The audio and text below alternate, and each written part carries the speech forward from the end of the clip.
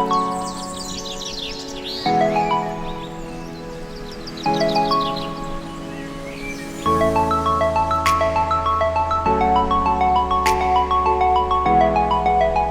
Students, welcome back to online companion commerce classes. मैं हूं संचिता, आपकी commerce teacher, and today we are going to start a new topic of chapter 4 standard 12 chapter 4 of BST business studies का chapter 4 which is planning. जो हमारा अब तक content चल रहा था उसका डे 4 का कंटेंट हम लोग डिस्कस करेंगे, which is all about the process, techniques और स्टेप्स ऑफ प्लानिंग, यानी नियोजन की प्रक्रिया के बारे में आज हम लोग डिटेल्स में बात करेंगे।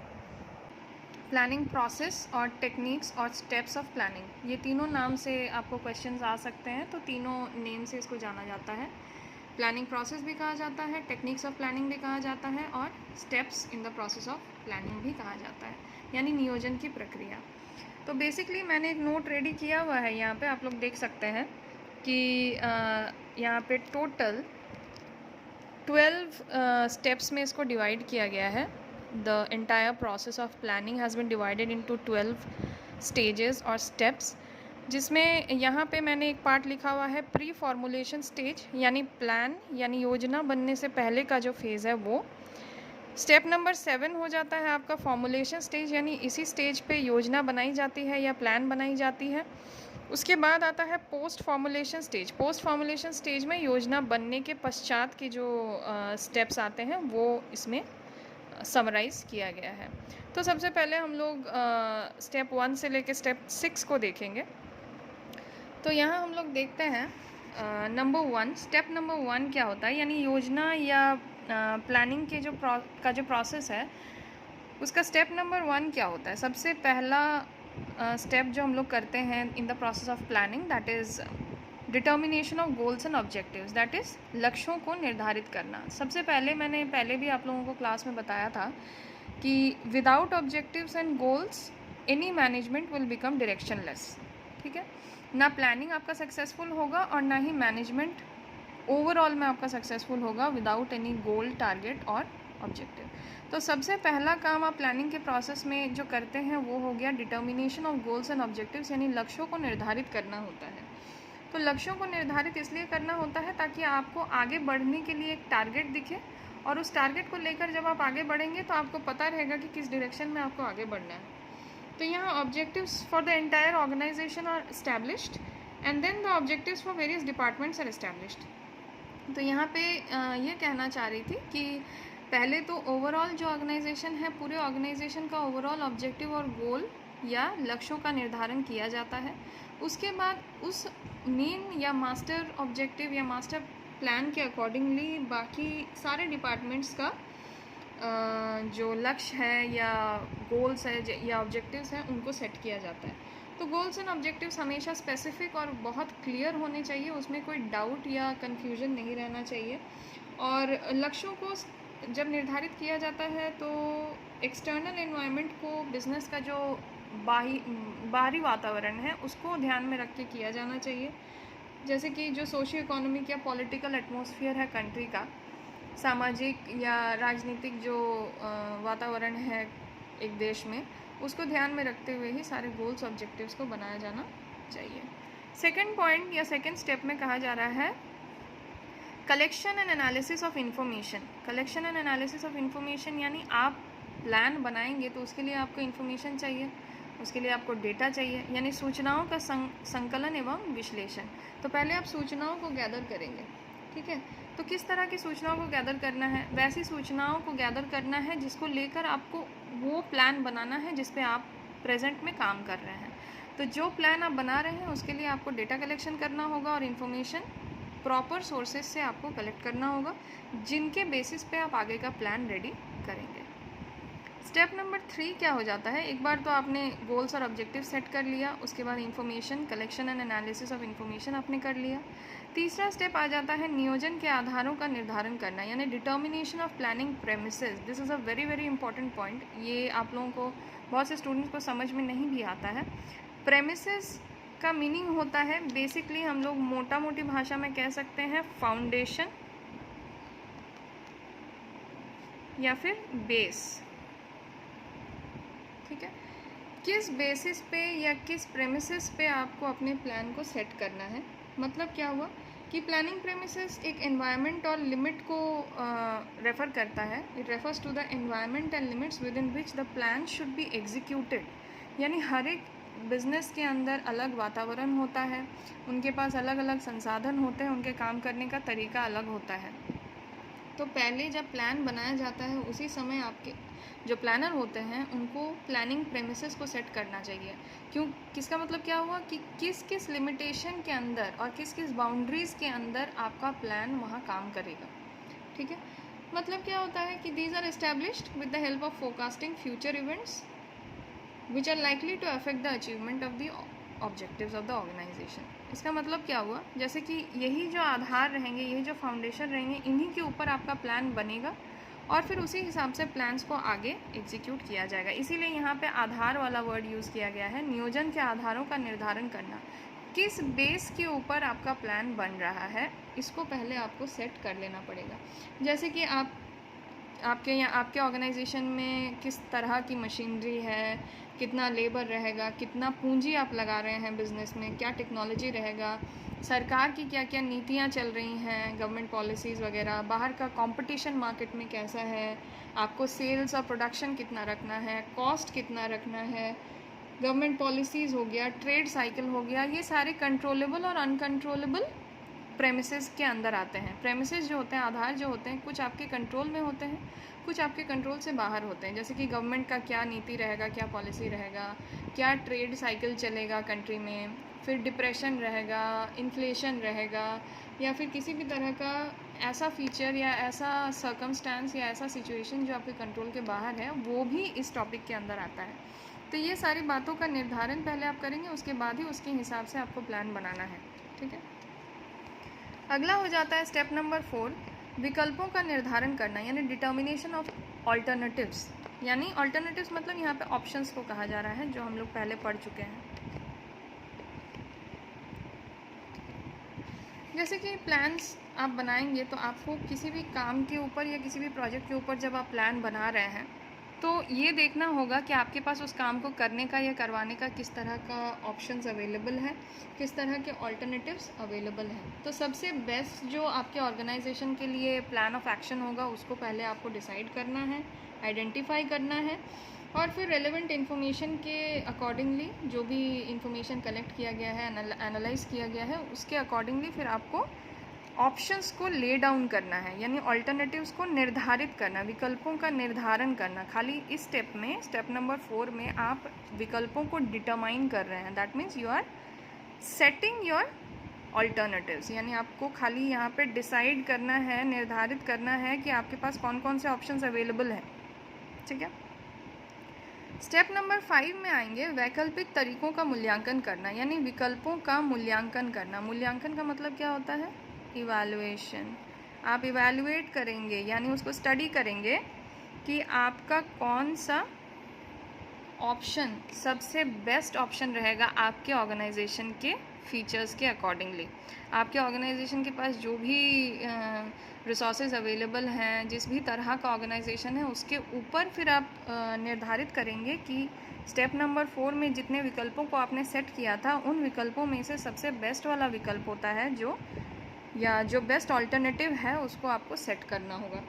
तो बेस्ट ऑल्टरनेटिव को आप चूज़ कैसे करते हैं, आपको ये टारगेट लगा के रखना होता है कि आपके पास जितना कॉस्ट आप बेयर कर सकते हैं और उसके अकॉर्डिंगली जितना रेवेन्यू आप अपने ऑर्गेनाइजेशन में एक्सपेक्ट कर रहे हैं फ्यूचर में, उसके हिसाब से फिर आप ये डिसाइड करेंगे कि आपके पास रिसोर्सेज कितने हैं और उन रिसोर्सेज को लगाकर आप कितने समय के अंदर और कितने लागत पे आप अच्छा रेवेन्यू या अच्छा प्रॉफिट कमा सकते हैं।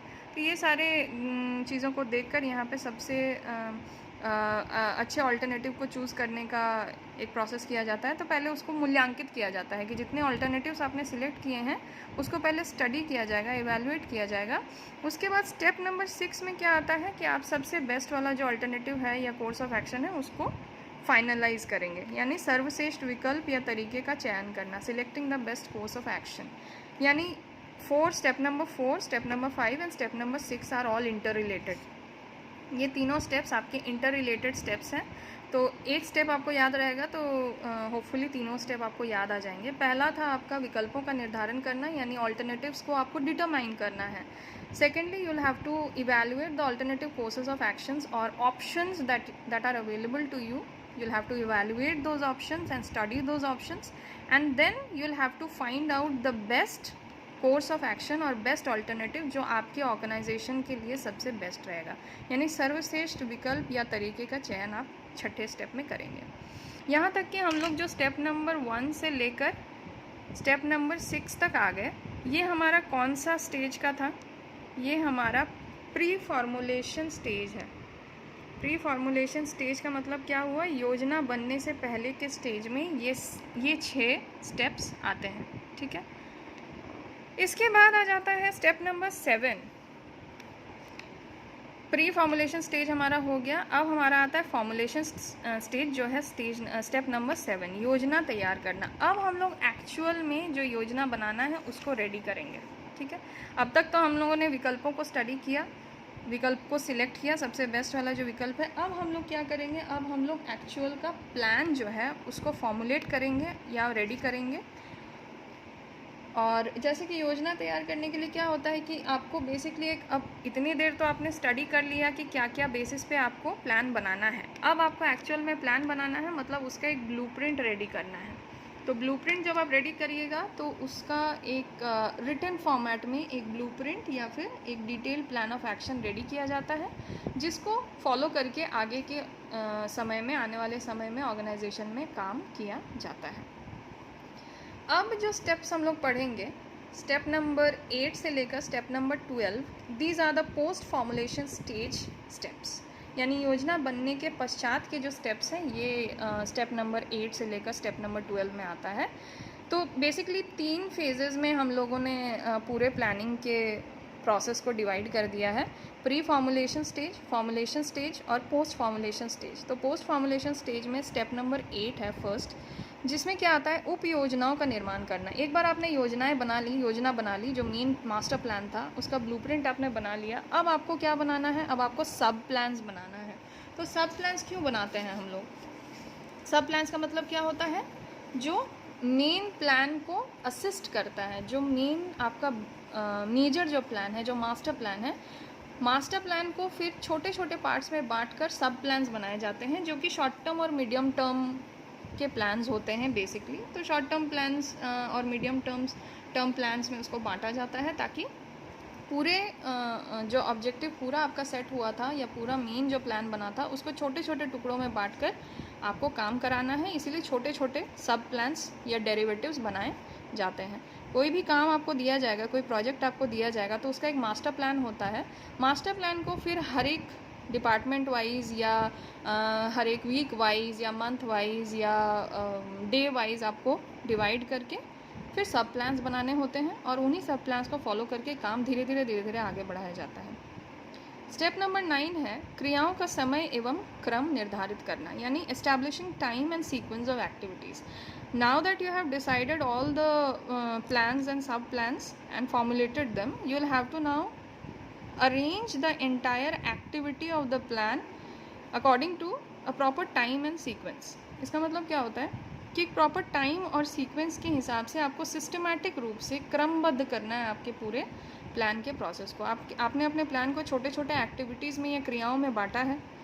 उन क्रियाओं को अब आपको क्रमबद्ध करना है और सिस्टम में लाना है, यानी लिखित रूप में एक proper course of action ready करना है, जिसमें ये मेंशन रहेगा कि कौन सा काम कब करना है, कैसे करना है, कितने समय में करना है, कितने संसाधनों को लेकर करना है, किस स्टेप के बाद कौन सा स्टेप करना है।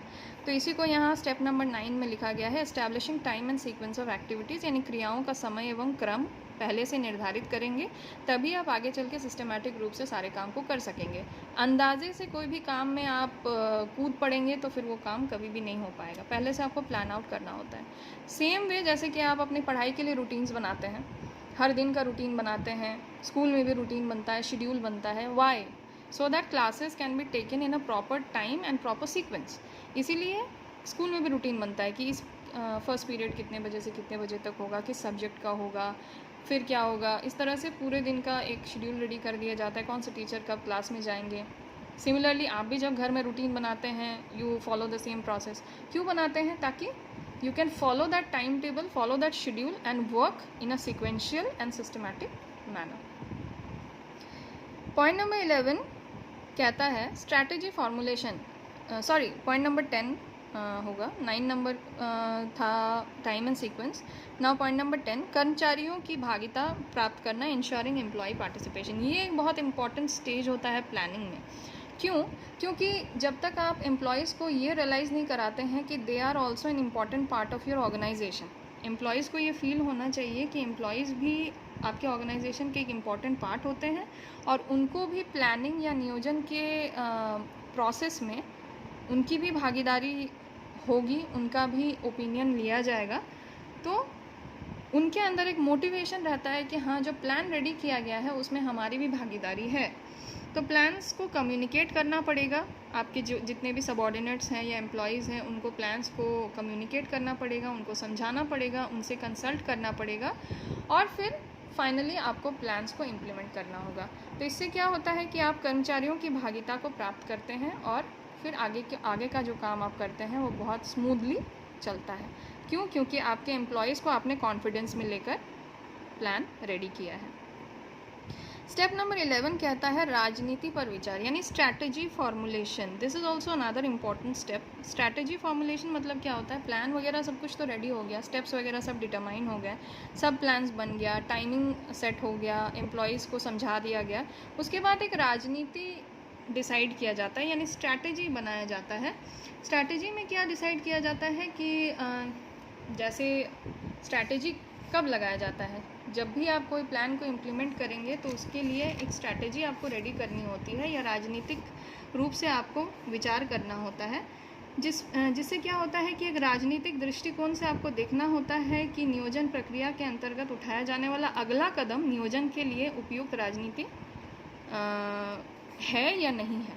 इसका मतलब क्या है कि काउंटर एक्शन क्या आपको करना है किसी भी सिचुएशन में, वो आपको पहले डिसाइड कर लेना रहता है लमसम में, कि कोई भी सिचुएशन अगर फ्यूचर में आता है बिज़नेस के पास तो उसको अच्छे से बिज़नेस फेस कर सके और उसका काउंटर एक एक्शन प्लान रेडी करना पड़ता है। यही एक स्ट्रैटेजी होता है कि ये सिचुएशन अगर आता है तो इसका काट क्या होगा या इसका काउंटर एक्शन क्या होगा। उस पर भी राजनीतिक रूप से एक विचार करके रखना चाहिए कि किसी भी सिचुएशन में, क्योंकि फ्यूचर अनसर्टेन है, फ्यूचर में बिज़नेस के पास किस तरह का सिचुएशन आएगा ये बिज़नेस नहीं जानता। तो अगर ऐसा कोई भी सिचुएशन आता है, कंपटीशन अचानक से बढ़ जाता है या मार्केट आपका ख़राब हो जाता है या कोई भी ऐसा सिचुएशन आता है, तो उस सिचुएशन में आपका स्ट्रैटेजी क्या होगा, यानी आपका काउंटर एक्शन क्या होगा, ये भी पहले से आपको डिसाइड करके रखना होगा। स्टेप नंबर 12 जो कि हमारे प्लानिंग प्रोसेस का सबसे फाइनल स्टेप है, इसमें कहा जा रहा है अनुवर्तन करने की आवश्यकता है, यानी फॉलोअप। फॉलोअप से आप क्या समझते हैं? Follow-up is time to time and regular examining of the plan. इसका मतलब क्या होता है? रिव्यू करना। आप अपने प्लान को समय समय पर फॉलोअप करेंगे, उसका अनुवर्तन करेंगे या उसका रिव्यू करेंगे, ये देखने के लिए कि आपने जो प्लान बनाकर इम्प्लीमेंट किया है वो प्लान सही तरीके से काम कर रहा है या नहीं। ज़रूरी नहीं है कि आपका प्लान अच्छा बना है तो आपका प्लान सक्सेसफुल भी होगा। अच्छे प्लान सक्सेसफुल तभी हो सकते हैं जब वो सिचुएशनल रूप में अच्छी तरह से इम्प्लीमेंट किए जाएं, यानी सिचुएशन आने पर उस प्लान का इम्प्लीमेंटेशन या उसको लागू सही तरीके से किया जाएगा, तभी वो प्लान सक्सेसफुल माना जाएगा।